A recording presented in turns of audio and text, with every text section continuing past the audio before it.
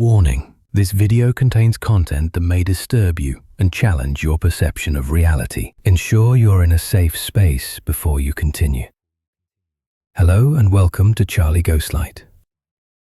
I'm Charlie. Tonight, what you're about to see might never leave your mind. Get ready. The Illuminati is real. 100%.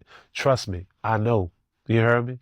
I have been approached so many times, you dig? And that's one of the reasons of why, it took me a while to want to drop on a major, which I'm on my way to now, and I'm dropping a project called No One Cares. Right after this interview is over, you'll gonna hear about it a lot. This is seriously dark. Alright, check out this next creepy clip.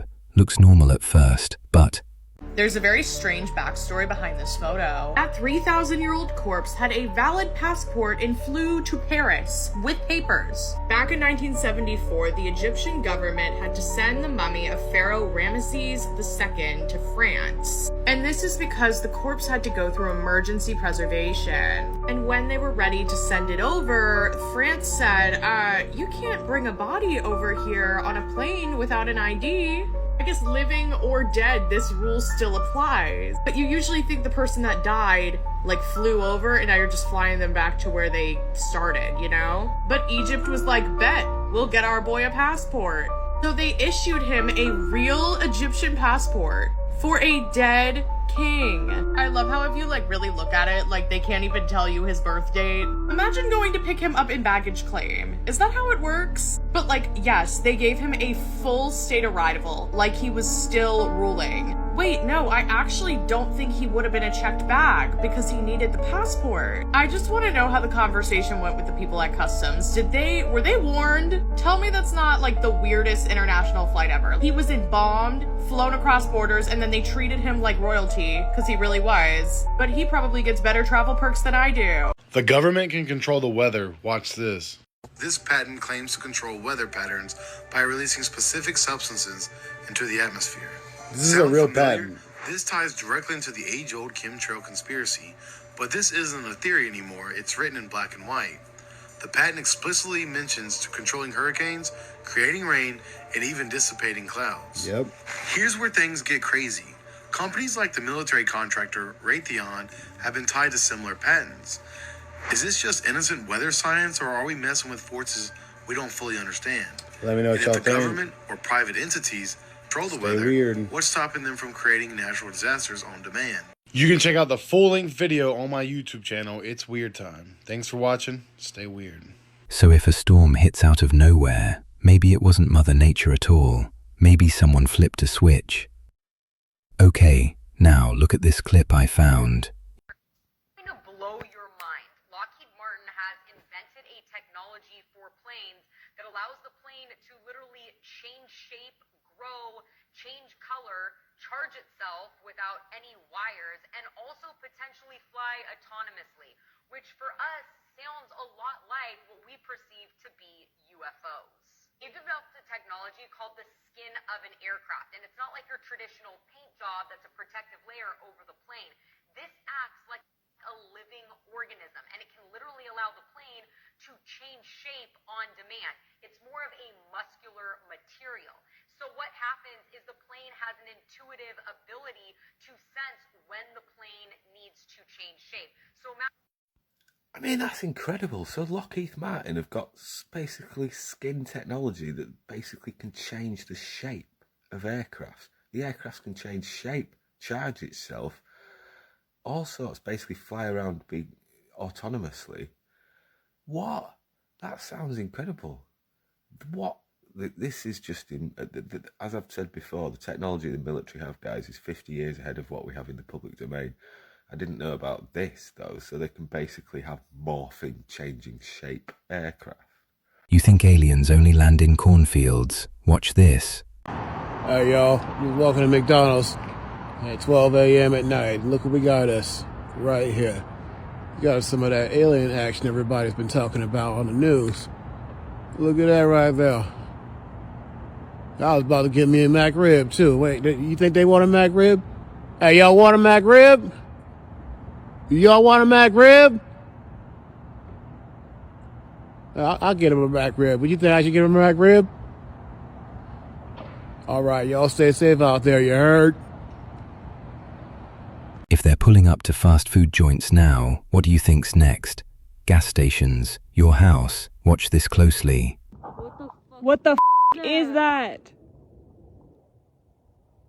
That's a fireball. Holy shit. Oh my god, it's coming right for us. What is that? What the is that? There's shit floating around in it. Those are orbs that they've been talking about. I'm scared. There's literally things floating around in it.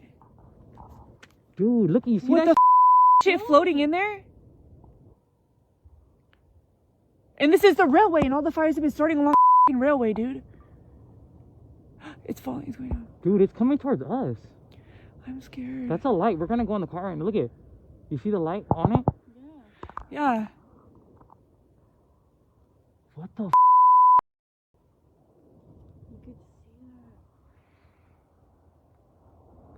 We're about to go, guys. Just know that. Yeah, we are. Look at you see it coming down? Yeah. Dude, that's an alien. I swear to. No, they're starting fires along the railway. That's everywhere that the fires have. But they're shining lights down. You see it? What the is this? It's coming out. Look. Coming out of the light. Yeah, it's light. falling down. Look it. Look, there's 3 of them back there.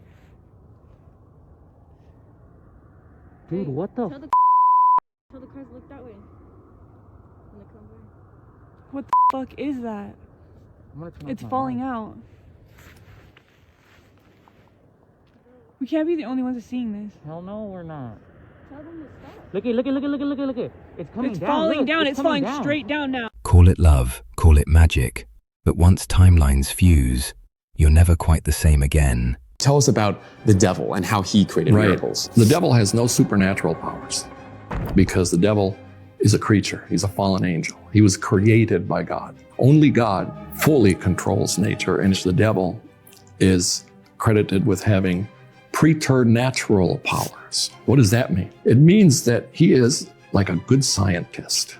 He knows how to manipulate nature rather than transcend the laws of nature. So it's technology rather than magic. In his case, yes. Yeah, and there's a Spanish proverb that says the devil is so smart because he's so old. He's been around for so long that he knows how things work. And he can manipulate things, and actually he's very good at fooling people into thinking that what he's doing is divine. If he's been fooling humans for centuries, maybe he's already fooled you too. Watch this closely. What if the devil is actually God's shadow? In the Bible, God says, I form the light and create darkness. I make peace and create evil. I, the Lord, do all these things. God admits he creates evil. So what if God and the devil are actually 2 sides of the same coin? If God is infinite, he's everything, and that includes the devil. But these aren't just ancient myths, they're metaphors for your mind. Carl Jung believed that we all have a shadow, the parts of ourselves that we deny or fear. But you can't destroy your shadow. Jung said, one does not become enlightened by imagining figures of light, but by making the darkness conscious. In other words, it's not all about love and light and good vibes only. Your shadow isn't necessarily evil, it's powerful. It holds your creativity, your passion, your fire, but you've been taught to fear it. Mainstream Christianity says it's sin, but what you reject doesn't just disappear, it grows stronger. The war between God and the devil is inside us, but the truth is it shouldn't be a war. Light and shadow are 2 halves of the same whole, and true wholeness means embracing both your light and your darkness, because honestly, who just wants to be half a person? Vegas man who claims he can summon UFOs on command. Pretty wild.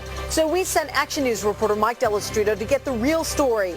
But what he found shocked everyone and could leave you wondering, are UFOs real? There's now UFOs. That's right, and there is a Las Vegas guy making an extraordinary claim about extraterrestrials. So we sent Action News reporter Mike Dell'Estrito to check it out. Mike?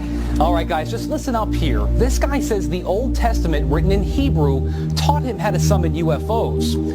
All right, he says he can also do this on command, and he adds he's been doing it for 25 years, keeping all of it secret until now.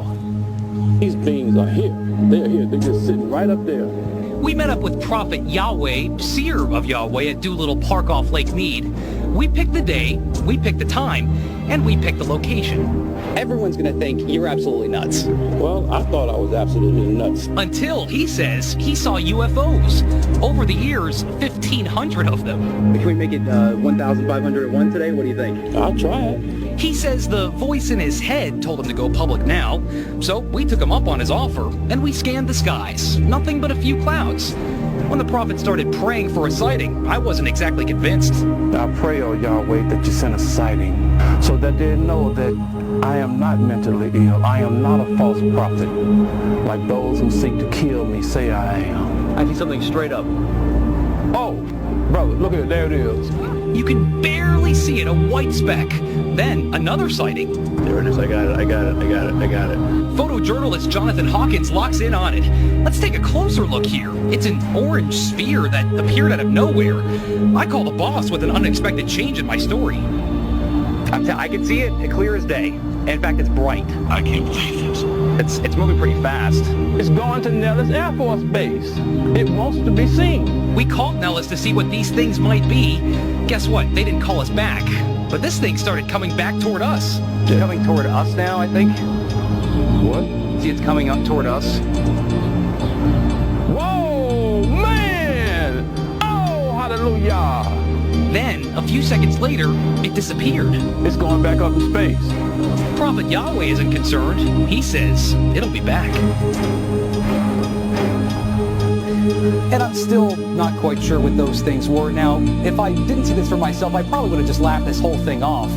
Prophet Yahweh says, though, this is just the beginning. Believe him or not, something up there was watching, and it wanted to be seen. Okay, now look at this clip.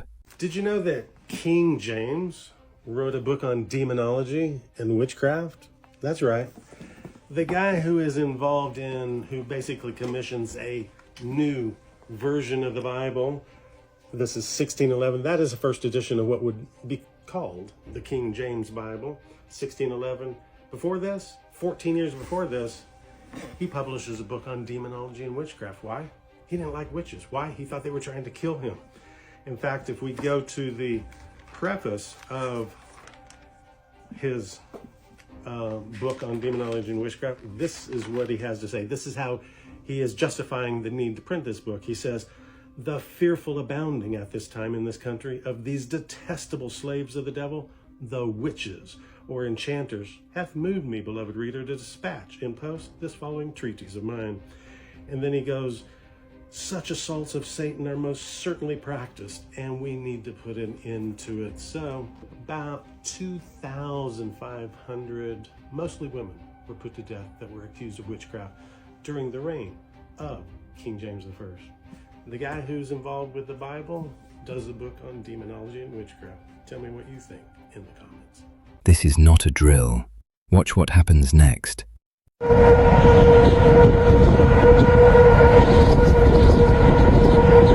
Wow, holy cow. I can't say that word, but Oh, that's closing. Wow.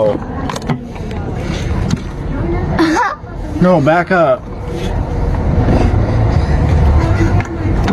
Holy crap. Guys, middle of the room now. That fence is already gone. Holy Hey, get inside. Yeah. Holy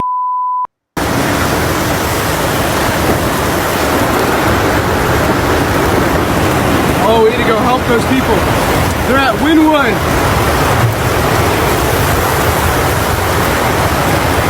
Holy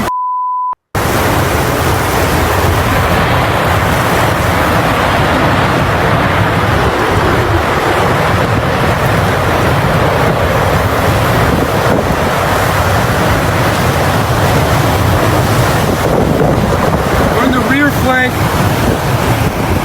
It all began in 1947, when humans first tried to control a hurricane. So I want to sort of start at the beginning. Yep. Project Cirrus in 1947. So, Yep. so Let's just go Yeah, chronologically. so Project Cirrus is back in the 1940s. 1947, they said, hey, what if we could steer the path of hurricanes? Yes. And so they basically went out and flew into the storm and dumped a bunch of dry ice, and they thought maybe that could change the path of the storm. They thought it worked. Well, they did briefly, and then the hurricane went the wrong way, and they realized, uh-oh, this didn't work. So, It hit sorry, Savannah, why Georgia. would dry ice move anything? Well, realistically, it wouldn't. You'd need a ton of it. You know, a single hurricane churns through 200 times more energy than the entirety of humanity produces. And so the idea that we can meaningfully affect the weather or meaningfully affect a hurricane, whether it be manipulating it, creating it, steering it, is apocryphal. But back then, we didn't really know that. What you're about to see might change everything you thought you knew about Bigfoot. Now here's the most recently released photo of Bigfoot. The new exclusive photo was released on January 8th, 2025. It was uploaded with the caption, Bigfoot mid-transition captured on a trail camera. Check it out. It looks like a Bigfoot coming out of a tree or something. The man analyzing the photo says, it's crazy, catching it in what could be a mid-portal transfer if you want to call it that. It's often believed that Bigfoots and other cryptids alike are interdimensional beings. The theory states that they can maneuver between different realms, and that's why they're able to stay hidden so well. When in danger or when they need to hide, they just transfer from dimension to dimension, able to keep their existence hidden. Here's what else the uploader points out. This is kind of crazy. Is it juvenile? Is it not? You can actually click on it whenever you're in like editing photos, and it actually pulls the creature out, showing this is a real creature, and it's not just some kind of AI flat creature where it kind of makes it look like a drawing. Filmed in North Carolina.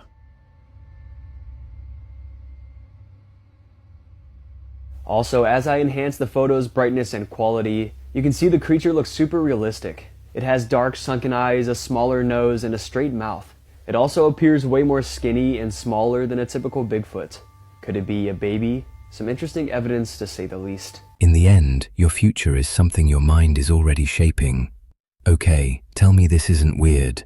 Does anyone else find it strange that a 1541 painting of fallen angels has an angel depicted holding a skin suit? Anyone else find that strange? Well, do you know that the Bible references angels as stars? A third of the stars cast down from heaven. And what do we refer to famous people as? Oh, that's right. They're stars. And boy, that skin suit, I can't get past it. I wonder what they're trying to tell us there. It's like there's some connection I can't make between fallen angels and stars and skin suits. I don't know though, I can't quite put my finger on it. You ever heard Tyler Perry speak though? Sounds an awful lot like someone I've heard somewhere before. So happy to have that. It's very sentimental for me, and we do a lot of shooting down here for a lot of the shows. It's always really fun and powerful. You know, we came home and it's like he had stayed up late to see his Uncle Will. Very sentimental for me, and we do a lot of shooting down here for a lot of the shows. Entertainment purposes only, though. I know that fallen angels are a fictitious thing in a fictitious book called the Bible, and movie stars are just normal, everyday people that we just call stars and worship, like the fallen angels wanted to be worshipped, and then they got banished down here, and it's all for entertainment. Entertainment only. Of course, of course, of course. Probably the most remarkable experience that I ever had was I had gotten pulled or abducted, and I found myself out in an abandoned, what I thought was a carnival yard or something. But I was out in this open area. There were about a dozen beings standing in a semicircle. Now you got to understand, everything about this was different right from the beginning. I was not paralyzed. These beings were standing in a semicircle. They were huge, they were large, they were bigger than anything I've ever seen.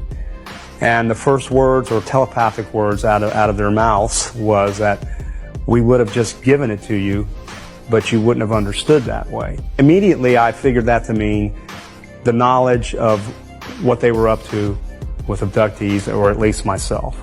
Jem was told that it was true, that there was contact made between extraterrestrials and world powers. It was true our government was made aware of environmental problems. It was also true that, among other things, technology was given to us in order to stop using nuclear weapons. And according to them, we broke our agreements by making weapons and money out of the technology exchanged. I think if you can take two generals or several generals and they're sitting back listening to this and they're thinking, yeah, well, they're benevolent, all of this is well and good, but my God, these guys can come and go in our skies as they please. They can take people in the middle of the night and there's nothing we can do about it. We need to buy time. We need to negotiate whatever needs to be done so we can catch up with this technology to defend against these guys. You know the military's going to think that way. It's their job to think that way. They're sworn to protect this country. How else can they think? Why didn't they tell the average citizen in that day that these things were happening? We were just getting out of World War II. Orson Welles' experience, I think, showed a lot. I think the closest thing to extraterrestrials in those days was a swamp monster, relative to how experienced people are today. And of course, once again, the paranoia that these creatures can come and go as they please. What if, and I can see military minds thinking this way easily, and I don't blame them. What if we didn't agree with what they wanted to do? What could we do about it? So I think that in those days, they bought time. I don't think the government fears so much that if it were to come forward with the truth, people would panic in the street, or the stock market would drop, the church would collapse. By God, we're human beings, we're resilient. Human beings have always been that way. I think they're more concerned with, gee, what are you going to do to me? Because for the sake of national security, I think a lot of human beings and honest, law-abiding citizens have been hurt, tremendously so. Perhaps plenty of lives have been lost over this secret. People have been maimed. People have disappeared, and this goes on and on and on and on for the sake of national security. Dark and deep. All right, let's see this. Buried deep in the Alaskan wilderness lies a secret the government doesn't want you to know. A massive black pyramid, hidden for centuries, with glowing symbols that defy explanation. What ancient power does it hold? Could it be extraterrestrial? Or something even stranger? Share your thoughts in the comments, and let's uncover the truth together. Let's see what this meditation hype is all about. So then all the chatter in your head that you listen to all day long, that is called the default mode network in the brain. Our research shows that shuts off. Not just shuts off during the meditation, it stays shut off for the rest of the day. So the critic in your head that's telling you this will never happen, you don't have enough time, there's no voice there. So you just have a clear flow on where you're going, and you trust yourself more. So then when you start practicing creating that brain and heart coherence, you can believe in a future that you can't see or experience with your senses yet, but you've thought about enough times in your mind that it's actually, there's physical evidence in your brain to look like it's already happened. And you can begin to understand, you can select a new potential in the quantum field and every day emotionally embrace that future reality to such a degree that your body begins to believe it's living in that future reality in the present moment. And you're signaling new genes and new ways to change your body to look like it's already happened. Now think about this. If there's physical evidence by thought alone in your brain and body to look like your wealth or your future has already happened, it's already happened. And you're already it. So it's not about your wealth. It's not about your health. It's not about your freedom. It's who you become. So then as you overcome, you become someone else. And so most people don't understand that that the truth is that every time you overcome yourself a little bit more, the side effect is that you love yourself a little bit more. And so now self-love is no longer about pleasure or having a car. It's something that you're cultivating within you. So then imagine, we have research to show, and this is such a duality, that when you start seeing the brain start synchronizing, getting coherent. The front of the brain and the back of the brain, the two hemispheres coming together, and we can say to scientists that come and study our work, oh, watch this, Ed's going to pop. What do you mean? Just watch. This is going to be good. And all of a sudden you see this brain going into this kind of psychic union. The heart blows wide open. You see coherence going on. And you'll look around at that person, and there's tears running down their face. Imagine feeling so whole that it's impossible to want. I mean, how can you want when you're whole? Because you feel like you already have it. Now, when you reach that point, that's when the magic happens, because now you are worthy to receive.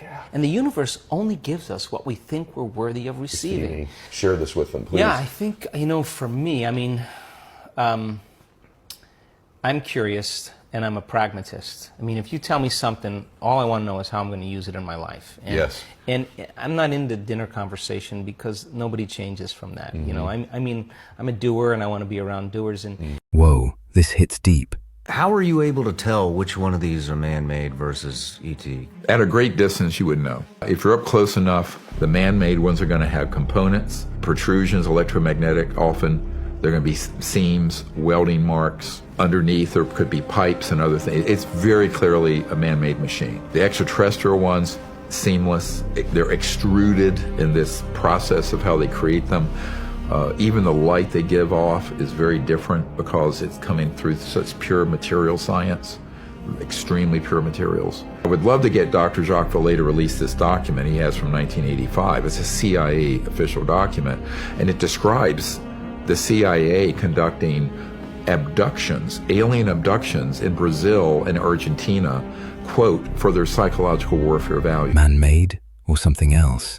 Don't forget to like, share, and subscribe to Charlie Ghostlight for more crazy and real stories. Drop a comment and tell me which clip made you stop and think the most. Trust me, this is only the beginning.